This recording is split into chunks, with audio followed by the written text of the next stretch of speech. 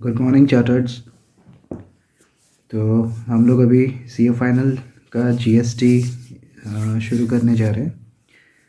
तो first of all हम लोगों को ये जानना है कि जीएसटी में ये जो पूरा इनका इनडायरेक्ट टैक्स लॉ है, तो इसमें 70 मार्क्स का वेटेज आपका जीएसटी में है और बाकी रिमेनिंग जो 30 मार्क्स है, दैट 30 मार्क्स कस्टम्स में है। तो कस्टम्स हम लोग बाद में देखेंगे, पहले जीएसटी स्टार्ट करते हैं। पहले आप लोगों को ये देखना है कि आपका पूरा सिलेबस में कवरेज क्या क्या है। That means overview of the syllabus. इसको मैंने एक्चुअली देखो, आपका आईसीआई मॉड्यूल में इसका क्लासिफिकेशन एज सच कुछ नहीं है, तो आप लोगों को पढ़ने में इजी रहेगा, इसलिए प्रैक्टिकल एंड थियरी और procedural part you can say. तो मैंने दो क्लास में डिवाइड किया है। प्रैक्टिकल पार्ट जो है उसका वेटेज लगभग 50 से 55 मार्क्स का रहता है एग्ज़ाम में, एंड जो थियरी पेयर प्रोसीजर्स है उसका वेटेज 15 to 20 मार्क्स है। हाँ, एक चीज़ इंश्योर करना है, ये 15 से 20 मार्क्स जो है ये भी एग्ज़ाम में छोड़ के नहीं जाने का। बिकॉज पेपर अगर टफ सेट करना चाहे आईसीआई तो इसका वेटेज थोड़ा बढ़ा देगा, तो ऑटोमेटिकली पेपर थोड़ा डिफ़िकल्ट दिखेगा।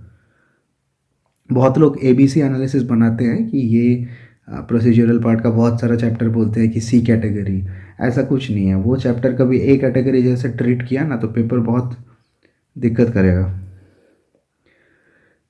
तो फर्स्ट ऑफ ऑल आप लोग ये देख सकते हो कि मेरे क्लासिफिकेशन के हिसाब से टोटल 25 चैप्टर है जीएसटी में। उसमें से कुछ कुछ चैप्टर्स मैंने स्टार मार्क किया हुआ है, जो चैप्टर्स मेजरली जो वेटेज कैरी करेगा। तो चैप्टर्स आप लोग देखो, एक तो इंट्रोडक्शन टू जीएसटी, ये इसमें से एमसीक्यू एक्सपेक्ट कर सकते हो बहुत। ये introduction to GST, this is a very easy chapter. आपको इसमें बस बेसिक्स के बारे में पता चलेगा कि जीएसटी क्या है, जीएसटी का बेनिफिट क्या है, जीएसटी का इंसेप्शन एंड ऑल। उसके बाद गुड्स सर्विस, ये चैप्टर का मोटिव है क्लासिफिकेशन फॉर जीएसटी रेट्स। मतलब कौन सा प्रोडक्ट में कोई सर्विस दे रहे हो, कोई गुड्स बेच रहे हो, तो उसमें जीएसटी का रेट कौन सा लगेगा। फिर आता है सप्लाई, जो ट्रांजैक्शन है वो सप्लाई है भी या नहीं। Supply is the taxable event in GST. तो अगर सप्लाई नहीं है तो उसमें टैक्स नहीं लगेगा, आई मीन जीएसटी नहीं लगेगा। ठीक है। फिर place of supply, place of supply का इम्पोर्टेंस इसलिए बहुत ज़्यादा बढ़ जाता है क्योंकि आप सब ने सुन के रखा होगा कहीं ना कहीं से कि जीएसटी 3-4 टाइप का होता है। SGST, CGST, UTGST, IGST. तो आईजीएसटी होता है सेंट्रल लेवल टैक्स, और एसजीएसटी, आईजीएसटी एंड सीजीएसटी ये है central level tax, and SGST UTGST state level tax है। तो अभी कौन सा सप्लाई में, कौन सा ट्रांजैक्शन में कौन सा टैक्स लगेगा, वो डिटरमाइन करने के लिए अपने प्लेस ऑफ सप्लाई निकालेंगे। ओके। फिर time of supply, time of supply का इंपॉर्टेंस इसलिए है, आप लोग देख सकते हो कि हर एक चैप्टर के बगल में मैंने उसका ऑब्जेक्टिव लिख के रखा है, ताकि आप लोग जब चैप्टर शुरू करो उसके पहले आपको ये पता चलेगा कि हम लोग ये चैप्टर क्यों पढ़ रहे हैं। तो ये बहुत ज़रूरी एक चीज़ है कोई भी चैप्टर पढ़ने से पहले। तो टाइम ऑफ सप्लाई से ये पता चलता है कि टैक्स पेमेंट का एग्जैक्ट टाइमिंग कब है, कब आपको जीएसटी पेमेंट करना है। फिर exemption, there are certain exemptions which is notified in the official gazette of GST Council. Then RCM और एफसीएम। ये आरसीएम का मतलब है रिवर्स चार्ज मैकेनिज्म, आप लोग ने आईपीसीसी में भी पढ़ के रखा है। और फॉरवर्ड चार्ज मैकेनिज्म, ये फॉरवर्ड चार्ज मैकेनिज्म को बहुत लोग नॉर्मल चार्ज भी बोलते हैं, एनसीएम भी बोलते हैं। ये चैप्टर से ये पता चलता है who is the taxable person. Tax तो देना तो है, ये पता है किसको देना है, सप्लायर देगा या रिसिपिएंट देगा। ओके।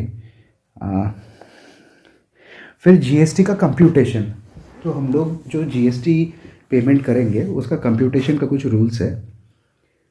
तो जो इनवॉइस में आप लोग जीएसटी का अमाउंट, जो मतलब आपने समझो कोई आपने कुछ गुड्स सप्लाई किया, तो गुड्स का वैल्यू कितना लेना है for the purpose of computing GST, वो चीज़ को बोलते हैं वैल्यू ऑफ सप्लाई। अभी ये चैप्टर को आईसीएआई ने कंप्यूटेशन ऑफ जीएसटी बोल बोल के रखा है, किसी ने वैल्यू ऑफ सप्लाई बोलता है, तो चैप्टर का नाम उतना इंपॉर्टेंट नहीं है। Basic objective of the chapter is to compute the value of supply and GST thereon. फिर input tax credit. Input tax credit is a very important chapter. हर अटेम्प्ट में कोई ना कोई बड़ा क्वेश्चन इसमें से रहता है, 8-10 मार्क का। तो इनपुट टैक्स क्रेडिट ये डिटरमाइन करता है कि आपका समझो आपने कुछ सप्लाई आउटपुट में दिया है, तो आउटपुट टैक्स जो आपका बनेगा उससे आपने जो इनपुट या इनपुट सर्विसेज लिया है, तो उसका जो टैक्स क्रेडिट है वो लेस होगा। फिर जो नेट अमाउंट है वही आपको पेमेंट करना है। तो आईटीसी का इम्पोर्टेंस आप समझ गए होंगे। फिर registration. There are certain limits for certain states. जो टर्नओवर का लिमिट क्रॉस होने के बाद कोई भी पर्सन जो सप्लाई कर रहा है उसको रजिस्ट्रेशन लेना पड़ता है। तो रजिस्ट्रेशन का मोटिव वो है कि कब आपको जीएसटी में रजिस्ट्रेशन लेना होगा, and several procedural part of registration. Registration chapter का बेसिकली दो पार्ट है। एक तो उसका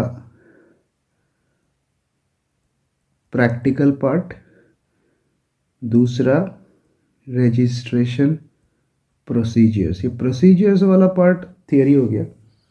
फिर कंपोजिशन स्कीम। कंपोजिशन स्कीम है, ये एक ऑप्शनल सॉरी, ये एक ऑप्शनल स्कीम है टू स्मॉल डीलर्स। गुड्स में भी होता है, सर्विसेज में भी कंपोजिशन स्कीम मिलता है। कंपोजिशन स्कीम में एक चीज़ आपको याद रखना होगा कि ये कंपोजिशन डीलर्स कभी भी इनपुट आईटीसी ले भी नहीं सकता है और आईटीसी पास ऑन भी नहीं कर सकता है। तो आईटीसी का कोई बात नहीं होगा कंपोजिशन स्कीम में। और कंपोजिशन डीलर्स का कंप्लायंसेस बहुत कम है, बहुत कम डॉक्यूमेंट मेंटेन करना पड़ता है, and flat lower rate of tax लगता है इनके ऊपर। फिर आता है invoice, debit note and credit note. ये एक चैप्टर है इनवॉइस का, कि इनवॉइस इशू करने का ड्यू डेट कब होता है। तो इनवॉइस के बेसिस पे ड्यू डेट ऑफ इनवॉइस वो चीज़ चाहिए अपने को टाइम ऑफ सप्लाई डिटरमाइन करने को। तो इनवॉइस चैप्टर का ये, और इनवॉइस एक मैंडेटरी डॉक्यूमेंट है जीएसटी में। बेसिकली इनवॉइस का टू फोल्ड, इनवॉइस चैप्टर का टू फोल्ड मोटिव है। एक तो टाइम ऑफ सप्लाई डिटर्मिनेशन और दूसरा है डॉक्यूमेंटेशन पार्ट। फिर manner of payment. Manner of payment में आपको ये सिखाया जाएगा आईटीसी का यूटिलाइजेशन कैसे करना है, payment from E credit ledger और ई कैश लेजर, या फिर टीडीएस अंडर सेक्शन 51 और टीसीएस अंडर सेक्शन 52। ये सब चीज़ मैनर ऑफ पेमेंट चैप्टर में आएगा। फिर रिफंड। आपने एक्सेस जीएसटी पे कर दिया तो उसका रिफंड चाहिए आपको। आपने इनपुट टैक्स क्रेडिट तो लिया, इनपुट टैक्स पेमेंट तो किया, बट आउटसाइड में आपका कोई जीएसटी लायबिलिटी नहीं है, सो आप आईटीसी यूटिलाइज नहीं कर पा रहे हो, तो वो केस में आपको आईटीसी रिफंड मिलेगा। तो यहाँ पे देखो ब्रैकेट में लिखा हुआ है क्लेम रिफंड ऑफ जीएसटी और आईटीसी। दो टाइप का रिफंड है, वो रिफंड चैप्टर में रूल 89(4)(4)(a), तो हम लोग डिटेल में सीखेंगे सब। फिर आता है चैप्टर नंबर 15 रिटर्न। तो बहुत तरीके का, जैसे आप लोग इनकम टैक्स में पढ़ते हो कि बहुत सारे रिटर्न फाइलिंग होता है, इसमें भी बहुत सारा हम लोग सीखेंगे। Annual return, monthly return, quarterly, वो सब आएगा। अकाउंट्स एंड रिकॉर्ड्स, ये एग्ज़ाम पर्सपेक्टिव से उतना इंपॉर्टेंट चैप्टर है नहीं, कभी कभार एक आध एमसीक्यू आ सकता है, ठीक है। इसको आप वो कैटेगरी सी में डाल सकते हो, टू माय ओपिनियन। फिर असेसमेंट, ये तो आपका इनकम टैक्स का नॉलेज यहाँ पे भी काम आएगा। अगर इनकम टैक्स पहले पढ़ के रखा है कोई, तो असेसमेंट समझने में उसको इजी रहेगा। वही best judgment assessment, assessment for non filers, वो सब है इसमें। फिर advance ruling, audit inspection, special audit वगैरह सब है। Demand recovery, appeal revision, penalty, e waybill. E waybill ये भी चैप्टर एमसीक्यू यहाँ से आप एक्सपेक्ट कर सकते हो। ई वेबल इज़ अ डॉक्यूमेंट बेसिकली। तो ये डॉक्यूमेंट कब रेज करना है, किसको रेज करना है, वो सब डिटेल में ई वेबल चैप्टर में आएगा। OIDAR, online information and database access and retrieval, ये एक चैप्टर है। लाइक आजकल वो नेटफ्लिक्स वगैरह बहुत चलता है, तो वो डेटा एक्सेस एंड रिट्रीवल में आता है। तो वो लोग का टैक्सेशन जीएसटी कैसे होगा, वो सब जीएसटी काउंसिल ओईडर, ये चैप्टर से आपको वो ओवरव्यू आएगा कि वो सब ऑनलाइन ट्रांजैक्शंस का टैक्सेशन जीएसटी में कैसे होता है। फिर मिसलेनियस टॉपिक्स है, यहाँ पे सर्टन डेफिनेशंस मैंने दे के रखा है, तो वो चीज़ एंड में सीखेंगे। इतना इम्पोर्टेंट तो है नहीं, बट ठीक है, 100% कवरेज तो करना होगा सिलेबस का, तो मिसलेनियस टॉपिक्स भी आएगा। ये भी कैटेगरी सी आप मान के चल सकते हो। अभी important, most important question is materials to be referred. एक तो मैं अपना नोट्स को कैप्सूल नोट्स बोलता हूँ, तो first priority is capsule notes. It will be in total 160 to 180 pages. हाँ, शॉप में मत चले जाओ। टोटल जीएसटी का जो एनालिसिस करने के बाद 160 to 180 पेजेस में ही है, पूरा सिलेबस कवर होगा इसमें, और आपको इतना ही पढ़ के जाना है एग्ज़ाम में। कोई भी आप ज़्यादा 500 पेजेस 600 पेजेस उतना टाइम इन्वेस्ट करके कुछ मतलब नहीं है। बाकी पेपर्स भी है, वो भी पढ़ना है। और ऐसा नहीं है कि जीएसटी में आपको रिसर्च करने बोला है किसी ने। तो for the exam purpose and understanding all the concepts, this is more than sufficient. फिर कोई भी दूसरा क्वेश्चन बैंक या टेस्ट सीरीज़ वगैरह वो सब फ़िलहाल के लिए उतना इम्पोर्टेंट है नहीं। आईसीएआई ने उसका मॉड्यूल में जितना क्वेश्चन कवर करके रखा है, and ICAI additional questions given on website. ICAI का वेबसाइट में बहुत अच्छे अच्छे क्वेश्चंस का एक लिस्ट आईसीएआई ने दे के रखा है, तो वो अपने सॉल्व करके चलेंगे। And last 3 attempts MTP, RTP and exam past exam papers. हाँ, और एक चीज़, बहुत सारे जगह पे आपको ये सुनने को मिलेगा कि 1000 एमसीक्यूज़ कर लिया, 1500 एमसीक्यू कर लिया, तो उसका कोई ज़रूरत नहीं है। आप प्रोविजंस अच्छे से पढ़ो, समझो चीज़ क्या है उसमें, प्रोविज़न क्या बोलना चाहता है, तो वो आप अच्छे से कर लिया, तो उसके बाद ये अलग से एमसीक्यू करने की कोई ज़रूरत नहीं है।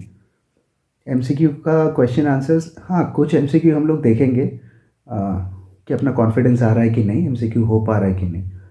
आईसीआई का वेबसाइट में कुछ एमसीक्यूज़ है, वो हम लोग प्रैक्टिस कर लेंगे बाद में, वो एंड में करेंगे। तब आप लोग ये समझ जाओगे कि अलग से एमसीक्यू करने का कोई ज़रूरत नहीं है। तो first chapter is introduction to GST. तो क्या बोलते हो मालिक, आगे हम लोग डायरेक्ट सिलेबस में एंटर कर जाएं? चलो, टाइम वेस्ट करके मतलब नहीं है, आपका टाइम बहुत कीमती है। Introduction to GST. Idea of GST first recommended by Kelkar task force in 2004।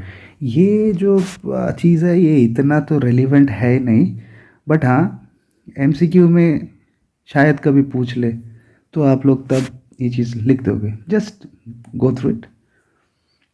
And और एक चीज़ मैं पहले ही बता दूं कि आप लोग जब ये लेक्चर सुनोगे, वो टाइम पे साइमल्टेनियसली आप नोट्स लेते रहो।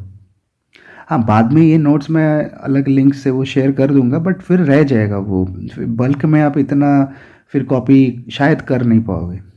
तो साइमल्टेनियसली आप नोट्स लेते रहो। कभी कोई नोट्स आपको लग रहा है कि टाइम की वजह से छूट जा रहा है तो स्क्रीनशॉट ले लो, वो कॉपी कर लो। ठीक है, ये एक अच्छा नोटबुक बनाओ जो एक लास्ट डे रिवीजन के लिए, क्योंकि एग्ज़ाम डे में आप वो 800 1000 पेज कवर करके नहीं जा पाओगे। ट्रस्ट मी, ये 150 200 पेज आप पढ़ लोगे पर आवर। अपना स्पीड वैसे भी 20 पेजेस का तो होता ही है, तो उस हिसाब से 7 8 घंटा आपका कॉन्सेप्ट पढ़ने में जाएगा, बाकी टाइम आप सम्स देख लो। तो एग्ज़ाम डे में 15 16 घंटा ही मिलता है, वो पढ़ के हो जाएगा। और जो मटेरियल रेफ़र करोगे start to end same material से पढ़ो। कभी कुछ अमेंडमेंट आया वो चीज़ अलग से नोट डाउन करो, बट अलग अलग सोर्सेज से मत पढ़ो। एक ही चीज़ बार बार पढ़ो, वो ज़्यादा इफेक्टिव है। First question is need for GST. मतलब पुराना सिस्टम में जो वैट था, सर्विस टैक्स था, सेंट्रल एक्साइज था, तो उसमें कुछ डेफिशिएंसीज आ रहा था। डेफिनेटली उसके लिए ना नया लॉ लाए, जीएसटी आया। तो वो डेफिशिएंसी ओल्ड स्कीम में क्या था and the need for GST. तो बेसिकली 4 पैरामीटर्स है। एक तो मल्टीपल टैक्सेस था पहले, फिर कास्केडिंग इफेक्ट मीन्स अर्लियर क्या होता था पहले, कोई भी मैन्युफैक्चरर है, जो बंदा मैन्युफैक्चर करता है, तो वो एक एक सिंगल गुड्स में सेंट्रल एक्साइज ड्यूटी भी चार्ज करता था एंड वैट भी चार्ज करता था। तो ये टैक्स ऑन टैक्स बनता था। मीन्स जो वैट चार्ज करता था, मतलब समझो कोई मैन्युफैक्चरर उसका डिस्ट्रीब्यूटर को सामान बेच रहा है, कोई गुड्स बेच रहा है, तो उसमें वो वैट चार्ज करता था। अभी वैट जो लगता था वो कम ड्यूटी वैल्यू पे लगता था, मतलब एक्साइज ड्यूटी वैल्यू पहले चार्ज करेगा, फिर वो टोटल एग्रीगेट वैल्यू के ऊपर वैट चार्ज करेगा। So this is a clear example of tax on tax.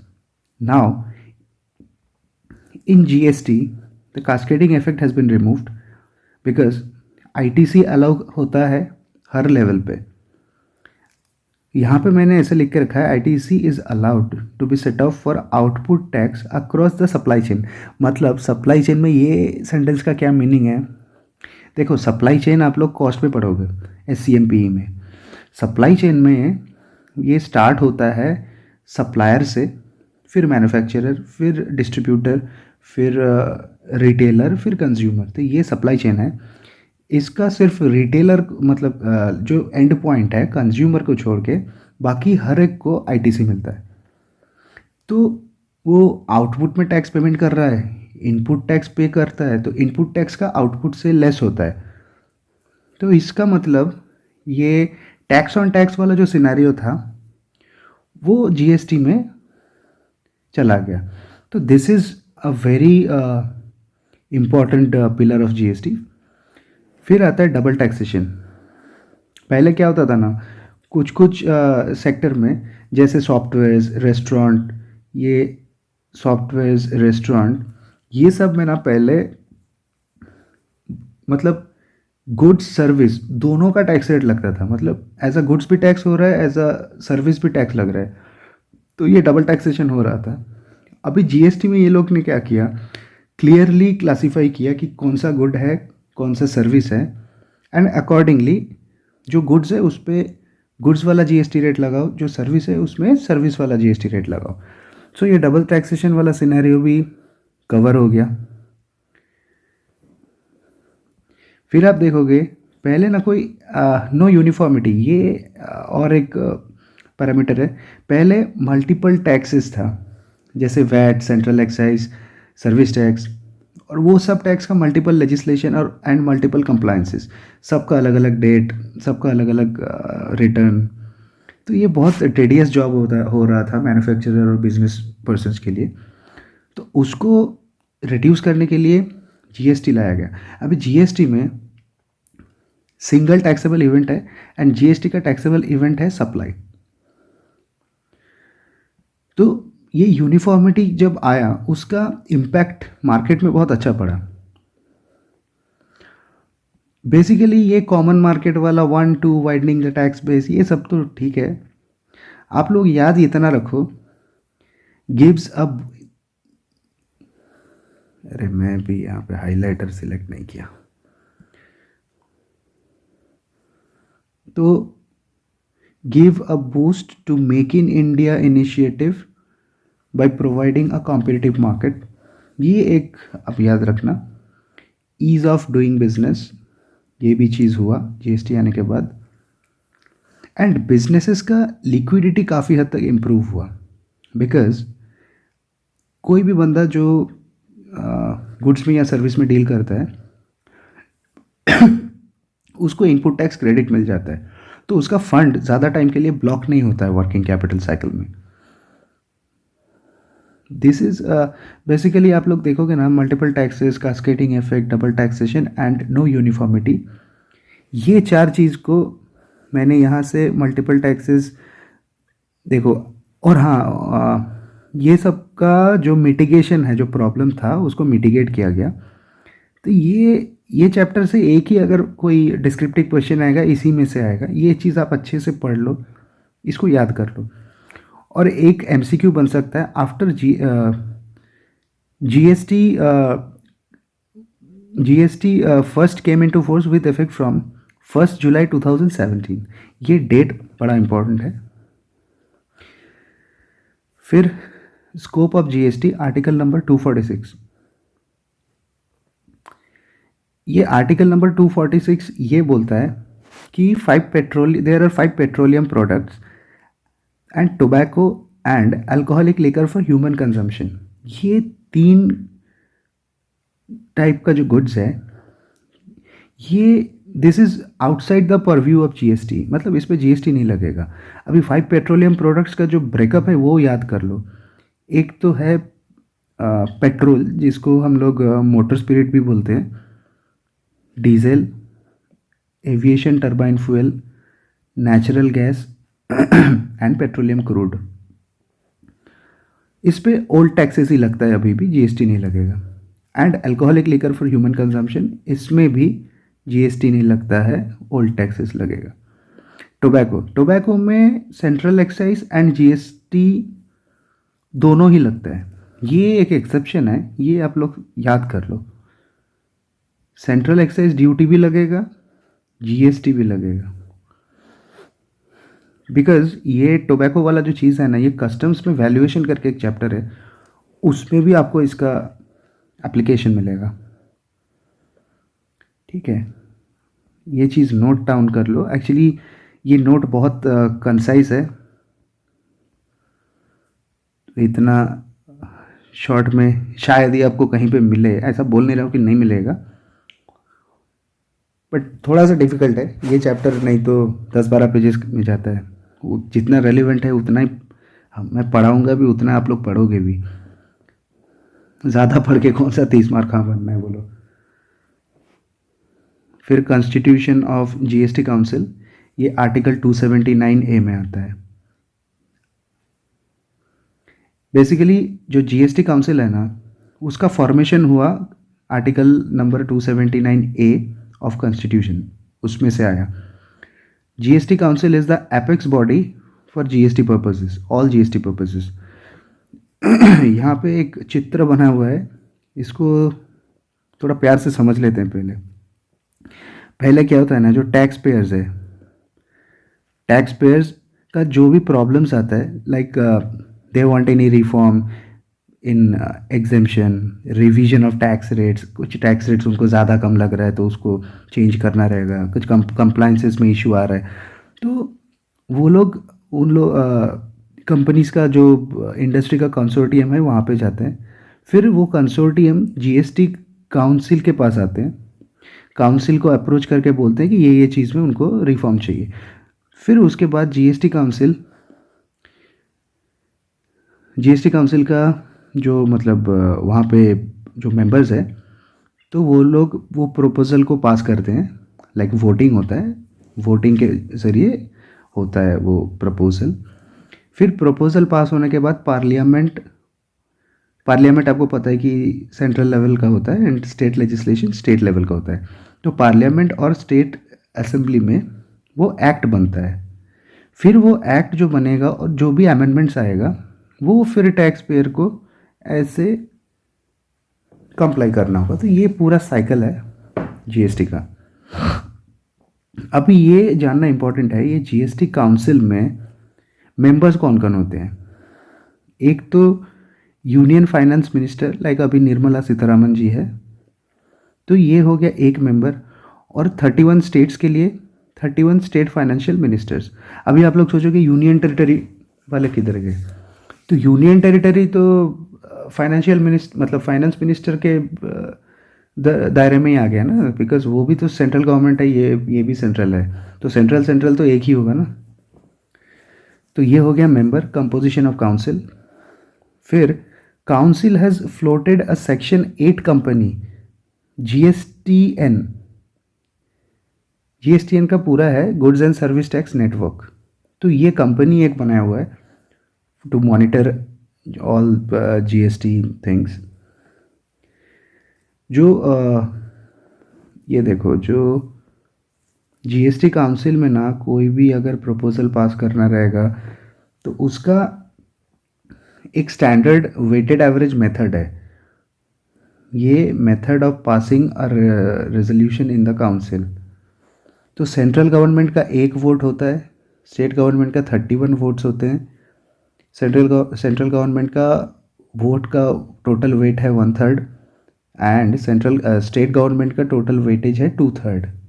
अभी एज एन एग्जांपल समझो कोई स्टेट कोई भी एक पर्टिकुलर इशू में सेंट्रल गवर्नमेंट एग्री किया है and 20 states out of 31 states has agreed on a certain matter.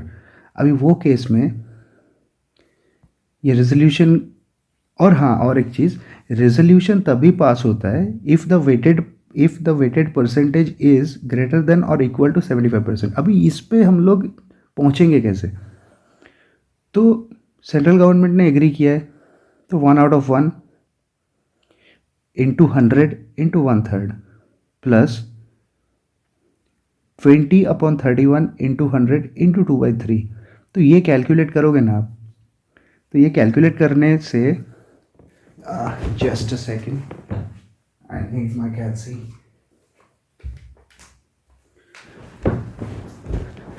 तो ये आप भी साथ साथ करते रहो। 100 इंटू 1/3 33.33% और 20 डिवाइडेड बाई 31 इंटू 100 इंटू 2/3 ये 43.01%।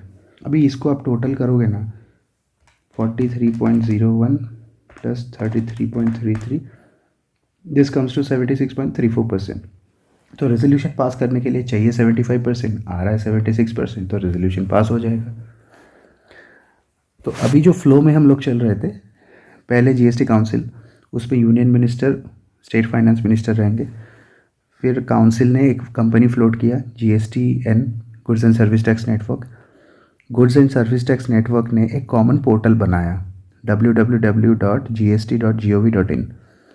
ये पोर्टल का काम है, मतलब बेसिकली आप बोल सकते हो यूटिलिटी ऑफ जीएसटी पोर्टल। एक तो registration, return filing, refund processing, online payment of taxes, ITC utilization, generating e way bill etcetera. तो ये सब जितना भी चीज़ें हैं, लाइक कोई पर्सन को रजिस्ट्रेशन लेना है, उसको रिटर्न फाइल करना है, बी इट मंथली और क्वार्टरली और annual return, online payment of taxes कुछ उसको पेमेंट करना है, आईटीसी लेना है, ई वे बिल जनरेट करना है, तो ये सारा सुविधा ऑनलाइन फैसिलिटेट किया गया है। जीएसटी का खासियत यही है कि this is monitored online, everything is done online. फिर आएगा आपका आर्टिकल 246A। अभी 246A दो चीज़ बोलती हैं, जो दो एरो बनाए हुए हैं दो चीज़ बोलती हैं। The central government has exclusive rights to determine place of supply in case of interstate supply. Interstate supply मतलब सेम स्टेट में नहीं है, दो स्टेट के बीच का कोई ट्रांजैक्शन है, एक स्टेट और एक यूनियन टेरिटरी का ट्रांजैक्शन है, या फिर एक्सपोर्ट इंपोर्ट है, तो जहाँ पे 2 और मोर स्टेट्स आर कंसर्न, तो वहाँ पे प्लेस ऑफ सप्लाई क्या होगा वो डिटरमाइन करने का एक्सक्लूसिव राइट सेंट्रल गवर्नमेंट के पास है। ये कॉन्स्टिट्यूशन का आर्टिकल 246 ए के मुताबिक ये अपने को याद करके चलना है। फिर central government has the right to notify in official gazette the date from which GST will be applicable on 5 petroleum products.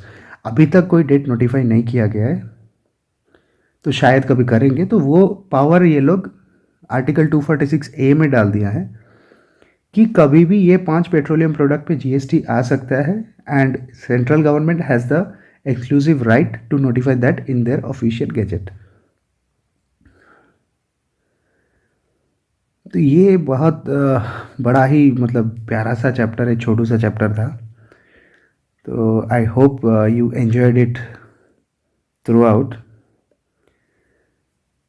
And ये चैप्टर के बाद मतलब पहले तो एक बार आप एट अ ग्लांस एक बार देख लो फिर से क्या क्या टॉपिक था। एक तो केलकर टास्क फोर्स वाला चीज़, इंसेप्शन और रिकमेंडेशन, फिर need for GST deficiencies in old tax scheme, multiple taxes were there, cascading effect, double taxation, no uniformity was there. तो मल्टीपल टैक्सेस का इन रिप्लाई जीएसटी में एडवांटेज ये आया, वन नेशन वन टैक्स, ये सब words जो terms है ना, ये टर्म्स पेपर में आपको लिखना है। अभी नो कास्केडिंग इफेक्ट है बिकॉज ऑफ आईटीसी यूटिलाइजेशन। फिर डबल टैक्सेशन का अभी 99% सोल्यूशन मिल गया जीएसटी में। फिर no uniformity, multiple taxes, multiple legislation, multiple taxable events, multiple compliances. Now it's all sorted. As a result, common market with common tax rate across the country. Wide और GST आने के बाद tax base भी बढ़ा है। Widening the tax base of government by reducing compliances, compliance कम हो गया तो टैक्स पेयर्स के लिए ईजी हो गया, तो टैक्स पेमेंट बढ़ा है। GST gives a boost to make in India initiative by providing a competitive market, ease of doing business achieve हुआ, improve liquidity of business due to claim of ITC on inputs, capital goods, input services. फिर article 246 scope of GST in case of 5 petroleum products, alcoholic liquor for human consumption and tobacco. Tobacco में आप लोग याद रखना central excise duty and GST both will be levied. फिर constitution of GST council आया, wide article number 279A। ये यात्रा एक बार आप लोग याद कर लेना।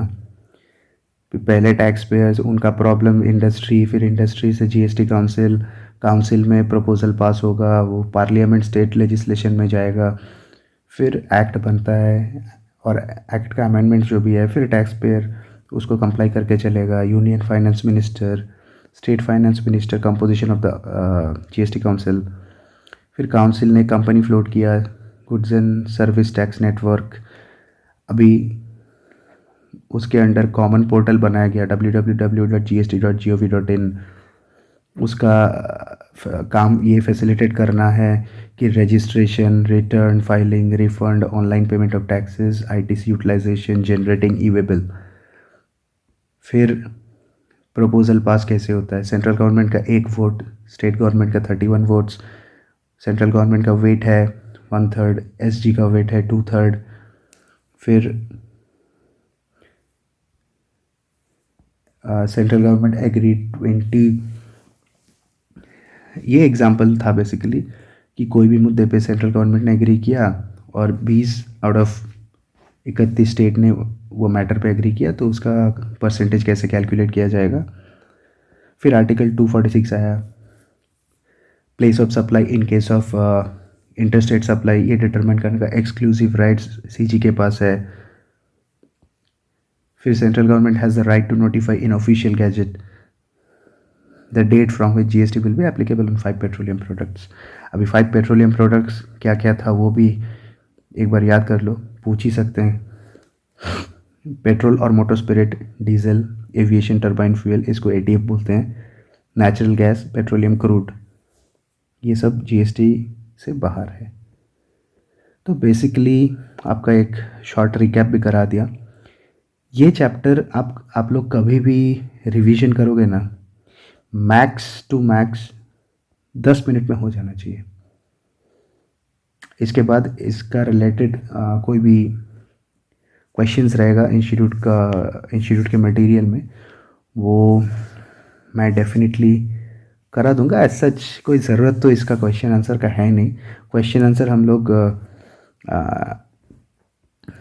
नेक्स्ट चैप्टर से चालू करेंगे। और ये चैप्टर में और एक चीज़ रह गया था, ये सप्लाई का। एक्चुअली सप्लाई 4 टाइप का होता है। Sorry, I am really sorry.